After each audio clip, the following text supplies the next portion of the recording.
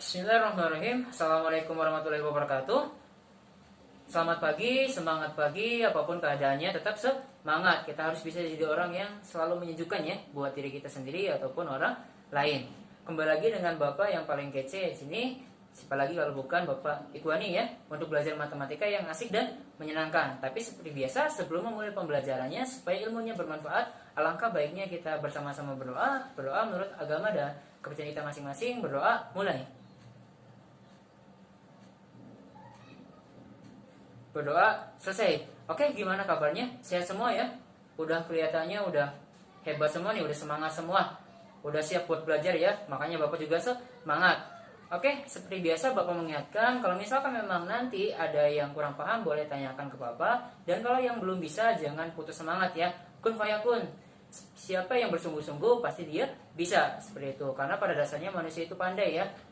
Cuma yang membedakan itu semangatnya. Oke, pada pagi hari ini Bapak akan menjelaskan materi tentang himpunannya dibantu dengan alat peraga wayang himpunan biar lebih asik nantinya.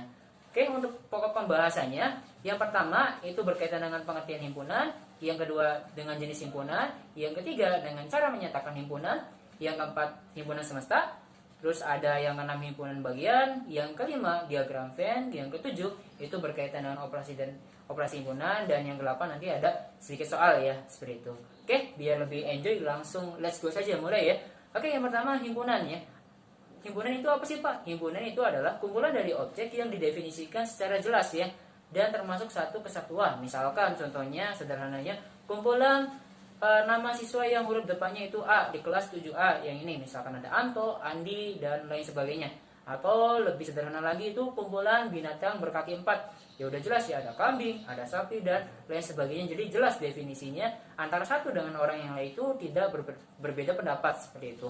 Kalau misalkan kumpulannya itu bukan termasuk himpunan, biasanya contohnya kumpulan binatang yang paling cantik misalkan.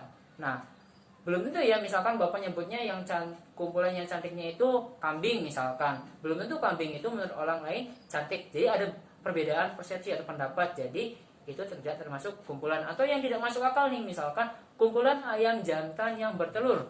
Nah, itu kan tidak masuk akal. Berarti itu juga tidak termasuk himpunan ya, atau himpunannya itu kosong, tidak ada anggotanya, seperti itu.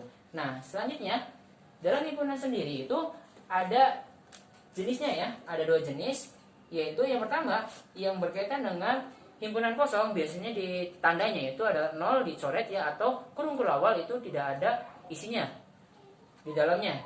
Karena definisinya himpunan kosong adalah himpunan yang tidak memiliki anggota. Contohnya kayak tadi ya, kumpulan ayam jantan yang bertelur. Kita sudah tahu bahwasanya ayam jantan itu tidak bertelur, makanya tidak masuk akal. Makanya di sini juga himpunannya atau anggotanya itu tidak ada, kosong.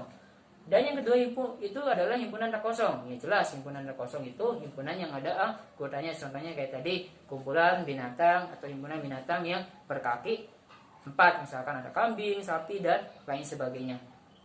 Selanjutnya, materi yang ketiga yaitu berkaitan dengan cara menyatakan himpunan nih. Dalam menyatakan himpunan tidak sembarangan ya, jangan asal menyatakan saja. Ada 3 tipe. Yang pertama itu berkaitan dengan kata-kata ya. Yang kedua itu dengan notasi pembentuk himpunan menyatakannya. Yang ketiga itu dengan mendaftarkan anggota-anggotanya. Ini yang paling umum, yang ketiga. Nah, misalkan di sini biar lebih mudah dipahami, Bapak punya contoh himpunan A merupakan bilangan 1 dan 10. Misalkan dengan kata-kata nih. Yang pertama A sama dengan, ingat kurung berawal jangan sampai lupa, bilangan ganjil antara 1 dan 10.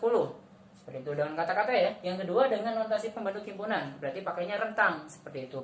Berarti A sama dengan kurung berawal X, di mana X-nya itu lebih dari 1 tapi kurang dari 10, dengan X-nya itu anggota bilangan ganjil. Aduh, agak susah Pak ya. Oke, yang mudah saja. Yang ketiga dengan mendaftarkan anggota-anggotanya. Berarti kalau mendaftarkan anggota-anggotanya tinggal kita cari saja. Oh, bilangan ganjil nih antara 1 sampai 10 apa-apa. Oh, di sini ada 3, ada 5, ada 7, ada 9. Seperti itu. Jelas ya? Paham? Oke, selanjutnya ada yang namanya himpunan semesta ya. Himpunan semesta bisa diartikan juga himpunan yang memuat anggota-anggota himpunan atau himpunan-himpunan yang di dalamnya. Bisa dikatakan juga induk himpunan ya. Induk himpunan, seperti itu. Misalkan di sini ini juga semestanya ini himpunan ataupun angka dari 1 sampai 9. Nah, ya di dalamnya ada anaknya atau himpunan lainnya, itu dinamakan himpunan A. Di sini ada 3, 5, 7, 9. Ini biasanya untuk semesta sendiri itu jelas ya definisinya ataupun keterangannya, misalkan 1 sampai 9. Tapi ada beberapa soal juga menyatakan himpunannya itu tidak diketahui. Jadi himpunan yang ada di dalamnya ketahui, tapi himpunan semestanya tidak diketahui. Makanya ada muncul teori yaitu kemungkinan himpunan semesta. Dengan cara gimana? Dengan cara kita mencari kesamaannya. Misalkan himpunan semestanya belum diketahui nih. Misalkan yang adanya yang di dalamnya saja gitu. Himpunan A 3, 5, 7, 9, anggota-anggotanya saja yang ada. Berarti kita cari kesamaannya dari 3, 5, 7, 9 itu apa?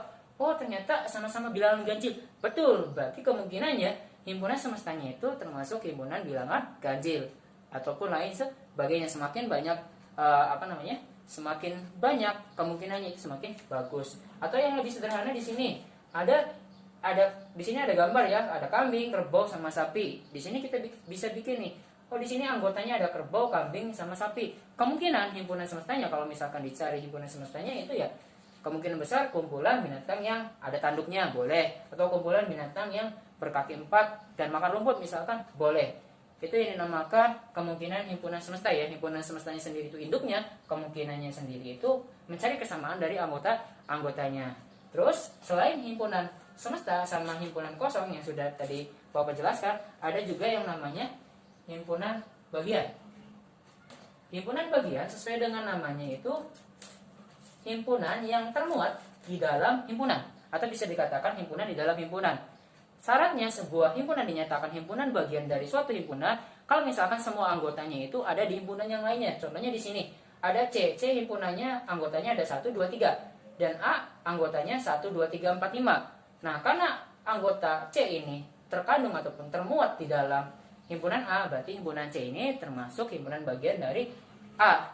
Kalau misalkan bukan himpunan bagian itu gimana, Pak? Kalau misalkan bukan himpunan bagian, tinggal tambahin saja misalkan tweet ya di sini.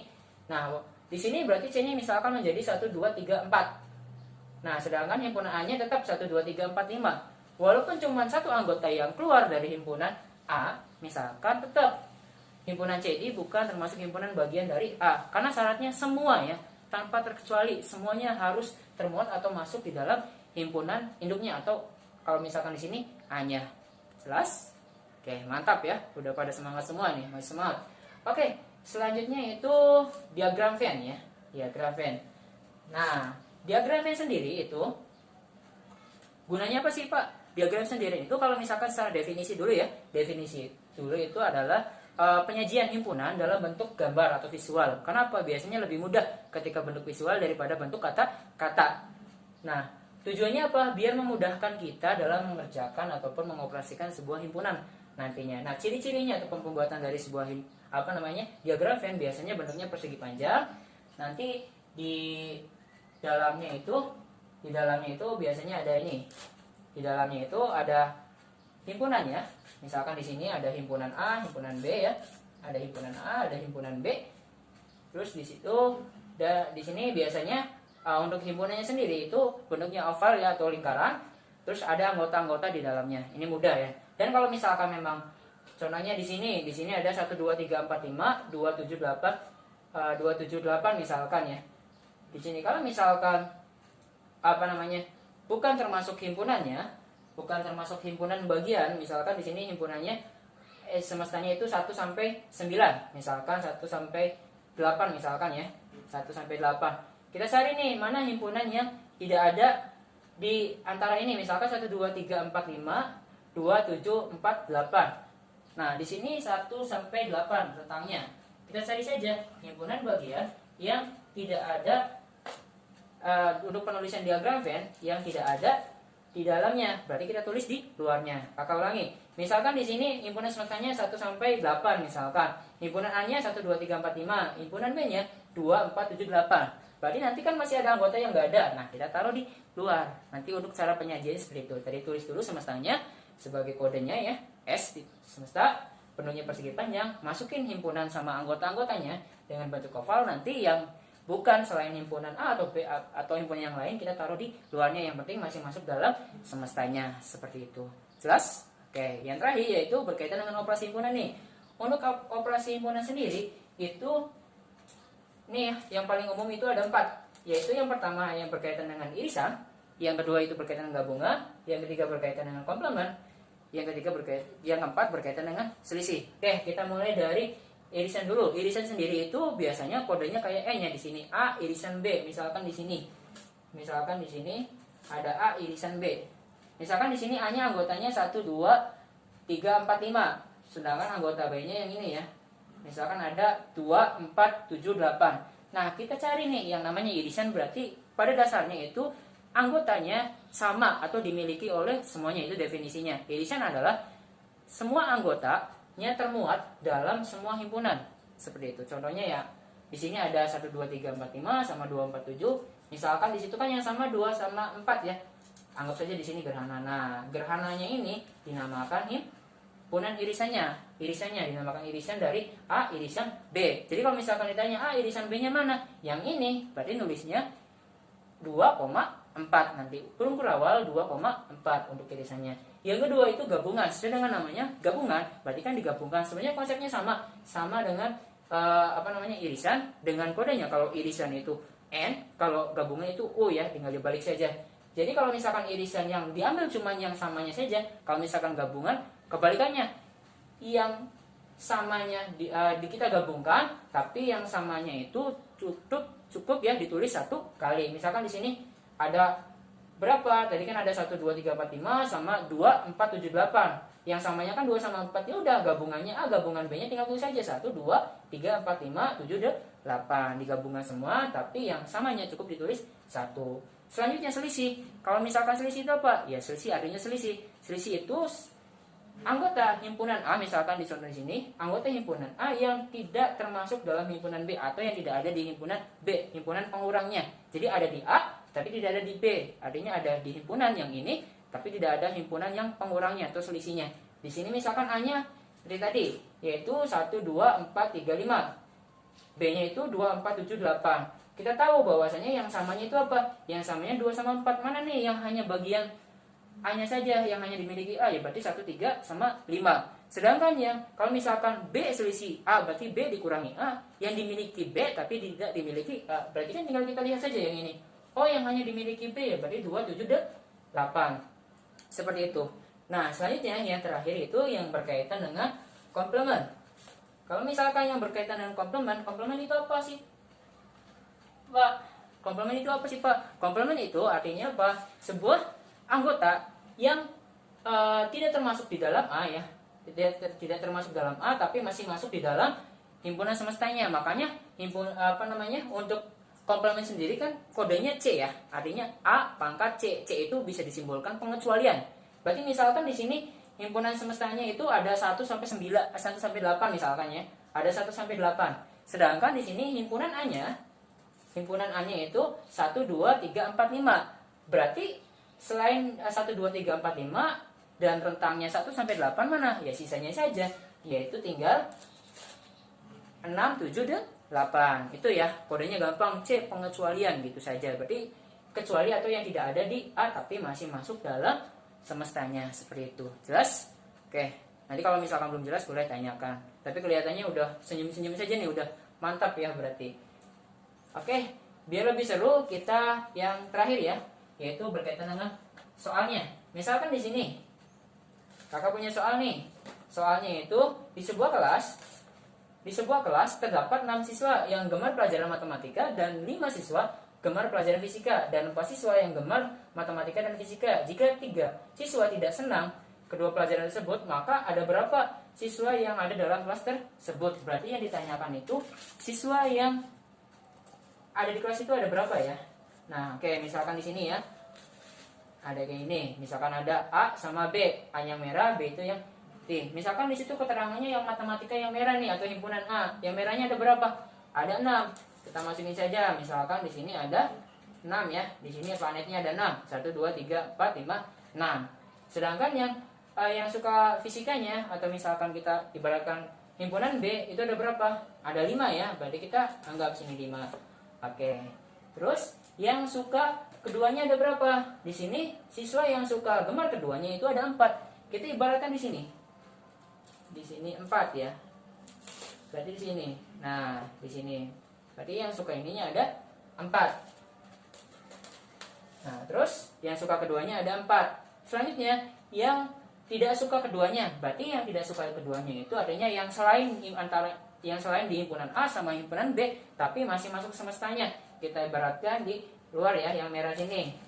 Oh, berarti ada 3. Berarti yang ditanyakan berapa nih sebenarnya untuk anggota himpunan dari kelasnya, atau misalkan banyak siswa dalam kelasnya ada berapa, tinggal kita hitung saja. Tapi yang suka keduanya cukup dihitung 1 kali, tinggal kita hitung saja. Berarti 1, 2, 3, 4, 5, 6 ya, lurus 7, 8, ini lulusan sini ya 9, sama ini 110. Berarti banyak siswa dalam kelas tersebut itu ada 10 orang. Itu ya penggunaan dari diagram Venn dalam soal, dan biar lebih mempermudah. Oke, untuk evaluasinya materi pada hari ini, intinya untuk himpunan sendiri itu definisinya harus jelas ya. Definisinya harus jelas. Kalau misalkan tidak jelas, itu bukan termasuk himpunan. Nah, di dalam himpunan sendiri itu ada himpunan kosong yang tidak ada anggotanya, lambangnya 0 dicoret.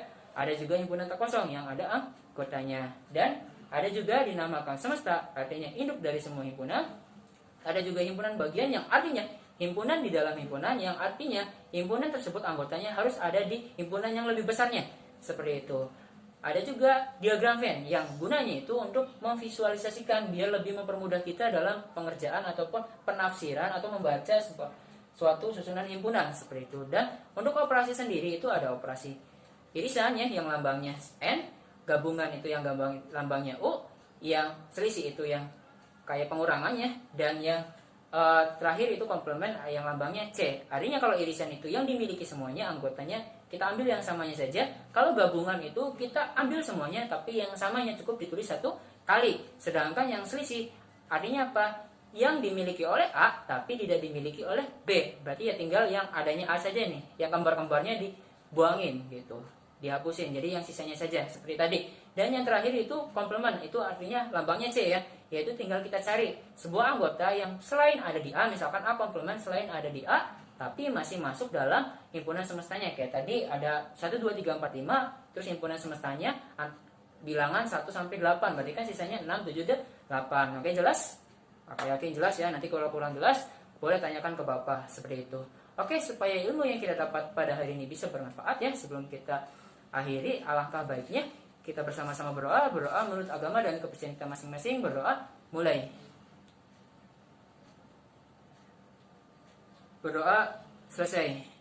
Oke, mungkin segitu dulu dari Bapak. Kurang lebihnya Bapak mohon maaf. Bapak akhiri. Wassalamualaikum warahmatullahi wabarakatuh.